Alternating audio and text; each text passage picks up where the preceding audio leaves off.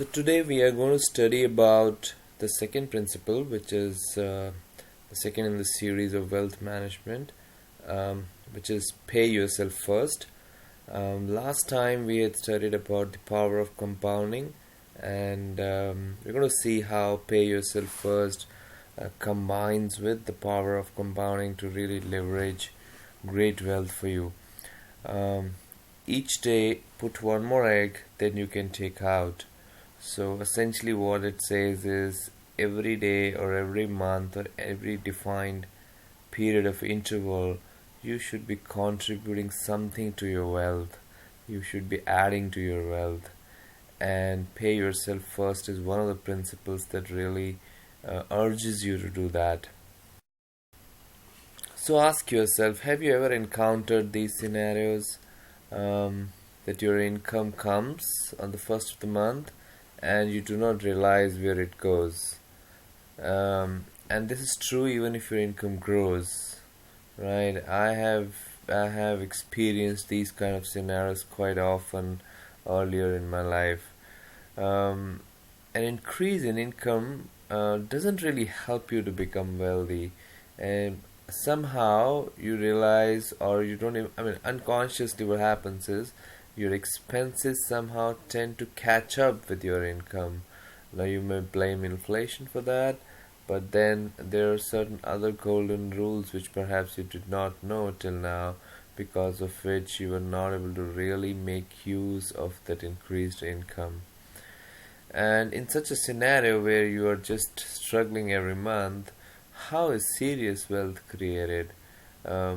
If your income is growing but your expenses are growing at the same pace, it's really not possible to become seriously wealthy. And so, how do you do that when you're not really able to save money? And these principles are really going to help you achieve exactly that. Is there any proven principle that you can follow to start saving your money efficiently? And yes, that's what we're going to talk about today. We're going to talk about one of the most fundamental principles called as pay yourself first. So, what's in it for you? You're going to understand the second wealth creation principle today, which is pay yourself first. In the last module, we studied about the amazing power of compounding. And today, when you learn this, you will not only learn this time tested principle of paying yourself first, but you'll also see how it can work and leverage the first principle that we studied, which is the power of compounding, to generate serious wealth for you. So, a lot of these principles, as we'll study, um, they work in tandem, right? It's not that they are discrete and they work separately, but they work in tandem with each other. So you got to start adopting these principles into your life so that you can allow them to work in tandem with each other. Okay, what is pay yourself first? Let's first understand what this principle is all about before we really look at any examples to see how it works for us. It's termed as the golden rule of personal finance. And when we studied the first principle, the power of compounding, that was the eighth wonder of the world, because people often missed out on the way compounding paid you at in the last few stages. This is the golden rule. This is something which every individual must adopt early in his or her life to really start building great wealth. What does it do? It ensures that individuals continue to make their chosen savings contribution month after month. And it's all about discipline, it's all about commitment, and that is what really makes this principle work. And if you're not really disciplined about saving money till now, don't worry.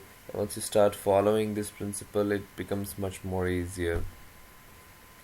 It removes the temptation to skip a given month's contribution. So when you adopt this technique or this principle, it really takes out that temptation to skip a contribution to your wealth.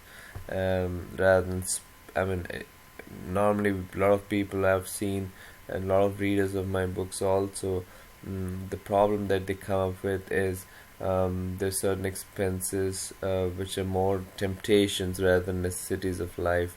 For example, it could be getting the latest mobile gadget phone or going to the most exquisite location across the globe. Uh, so that it removes the temptation to skip your contribution before you really plan and go for the most exquisite vacation that you always wanted to go. Um, just like you pay your insurance company, you pay your electricity services provider, you pay your mobile services provider, your grocery provider, your monthly rent, and so on, you must decide to pay yourself also. Now, this is very, very important. We pay so many companies, right? We pay insurance company, electricity company, mobile provider company. We pay for cable connection. We pay for almost everything. Our car service provider, and we pay that every month, and we pay it happily. But how about paying it to yourself? Yes, you are one of the most important elements of your life, and you gotta pay yourself the way you pay any other service provider. Now, that's a slight shift in mindset, that if you assume yourself as the most critical service provider of your life and you start paying yourself, that's a different way of looking at it. And that's exactly what pay yourself first says, that look at yourself as one of the key service providers for your life, and if you want to generate serious wealth, you gotta pay yourself like you pay anybody else. And can you really skip paying to your electricity company or your insurance company or your mobile company in a particular month? Rarely, right? Unless it's an emergency situation, you would never skip that. And how do you really then skip paying yourself? You should not. And so this is how you got to look at it. This is how you got to see these things if you want to really generate serious wealth. So pay yourself first is a principle, where the first term in this principle, pay yourself, is basically meaning to consider yourself as a service provider of your life, and you got to pay yourself mandatorily before you can really start thinking about other expenses. The other element of this principle, which is the word first, is also very significant, and it says that not only you should pay yourself, you should pay yourself before you pay anyone else, right? And we have seen a lot of scenarios where people tend to pay all other service providers and kind of forget to pay themselves before they pay the other service providers, and then they're hardly left with any money to pay themselves. So not only you got to learn to really pay yourself, but you got to also learn to pay yourself first. Paying yourself 10 to 20% of your income is not going to have any impact on the way you spend your money. If you can manage it in X, you can very well manage it in 90% of X also. Now, this is one of the key elements that you got to learn, and I'm going to show you a separate slide on this.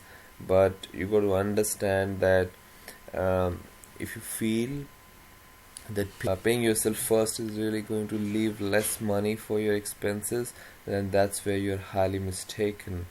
If you can manage your life in X amount of money, you can manage it in 90% of X also. Now, this is very, very critical to understand.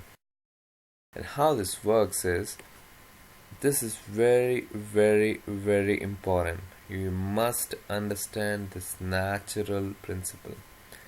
Our expenses expand or contract based on our available income. What does that mean? Imagine a scenario where your salary goes up. Okay, suddenly your boss invites you and tells you, okay, Now you have a salary increment from this month. You will start getting 10% extra salary. Great job done. Keep working hard. All the best. And he goes off. And after 2 months, you're still meeting your expenses. Why? Because, and you're not really saving that much. You're still saving almost the same amount as you were saving earlier. This is how your momentum of expenses is getting carried on. So your expenses have essentially expanded to your available income. Now your available income is higher, but your expenses have also expanded. So you're still saving the same as you were saving earlier. On the other hand, let's say a scenario where suddenly, you decided to buy a home and suddenly you got a home loan EMI, the 25,000 rupees getting deducted from your monthly salary. It's becoming tough for you to meet your expenses. What happens after 6 months? You're still managing your expenses. Nothing has changed, but you're also paying your EMI. Sure. So what has happened essentially is your expenses have contracted based on your available income after your EMI has been deducted. So your expenses, remember this is a vital principle, and we often kind of skip these principles because they're very simple in nature and it doesn't seem that they're going to really work. But these are time-tested, proven principles that really work in our lives. So remember this. Our expenses have a capability to expand or contract based on our available income. How can I really leverage this in Pay Yourself First? It's very simple. If I start paying myself first and my available income goes down because I've paid myself already, my expenses will contract and they'll manage themselves in whatever is left. And that's how you build great wealth. That's how multimillionaires are created. That's how first generation billionaires are created. Now the picture that you see here demonstrates the same principle in a more graphical format so that it's much easier to bring this concept and set it in your mind whenever you get any income, whether it's a regular monthly income or a sudden windfall. Make sure this picture re-emerges in your mind and you're really able to utilize this to leverage the benefit of Pay Yourself First. So here's a picture which says you generate an income and you start paying your service providers as soon as your income comes. But it says that before you pay all service providers, remember that the biggest service provider that you have is you yourself. So you got to pay yourself first before you start paying your water, electricity, telephone, television, education, insurance, and all the sundry bills that you got to mandatorily pay. So this principle really works based on that. So make sure you have this picture set right in your mind and you're ready to pay yourself first before paying any other service provider. So this is how different people deal with money. How do we usually deal with money? We means how do people in general deal with money? First week, the salary comes in. Well, salary, when I say, it could be any source of income. It could be from business, it could be from a job, it could be your pocket money for children. Everything is a source of income. And what do you do by the second week? You pay all your mandatory expenses usually, right? You pay your EMIs, bills, insurance, TV, water, electricity, everything, right? Mandatory. What happens the next week? Oh, let's go shopping. We have some money left. Let's go and watch some movie. Let's go and have dinner outside. This is what we usually do in the third and fourth week. And what do we do after that? Last day of the month. Oh, we really have some money left. Okay, let's put it let's be there in our savings account, or let's put it in a fixed deposit, or let's invest this money. This is how we usually save, and this is where we do the biggest mistake of our lives. How wealthy people deal with money? First week, salary comes in. And again, salary means any source of income. Save as per the plan. That's what they do immediately as soon as the salary comes in.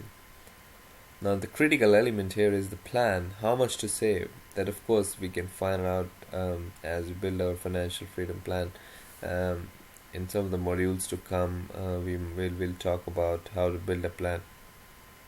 But whatever you have target you have right now in mind, you gotta learn to save as per the target as soon as your salary comes in. And then what do? Then you have a limited availability of your income. And that limited availability, the first thing you gotta do is pay your mandatory expenses. Could be again EMIs, bills, taxes, insurance, TV, water, electricity, everything. And last week of the month, if there is money left, you are free to spend on shopping or restaurants or movies or anything else that you want to do.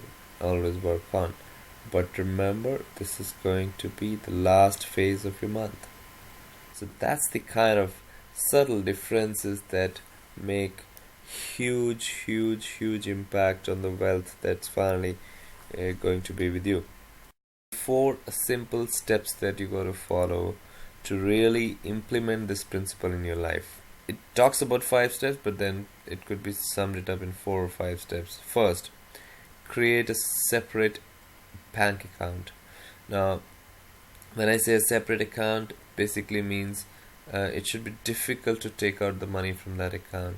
Not as easy as your salary account where the money comes in, you have a debit card and you go and spend on your regular expenses.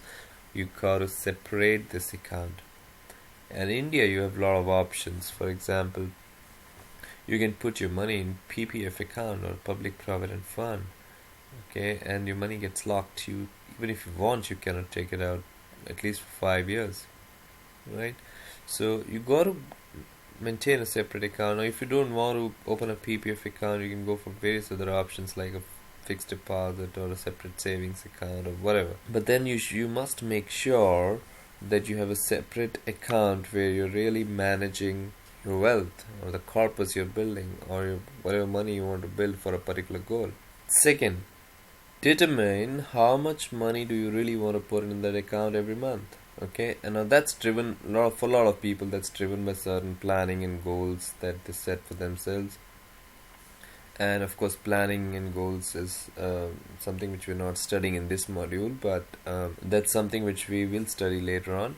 But whatever your target is, you got to determine that based to achieve a particular target in 2 years. Let's say you want to give a cash down payment for your new car after 2 years, and you're collecting money for that, or your new house. You got to determine how much money you really want to put into your account every month. And as soon as then your income comes in, make sure you start paying that money to yourself every month. This could be an automatic deduction, and if it's an automatic deduction, this is most welcome. It could be you can give an instruction to your bank to really start deducting this money every month and pay to your different account. Takes away the discomfort from you or reminding yourself that you got to pay yourself first. It just pays automatically. If there are any windfalls, make sure that you pay yourself everything.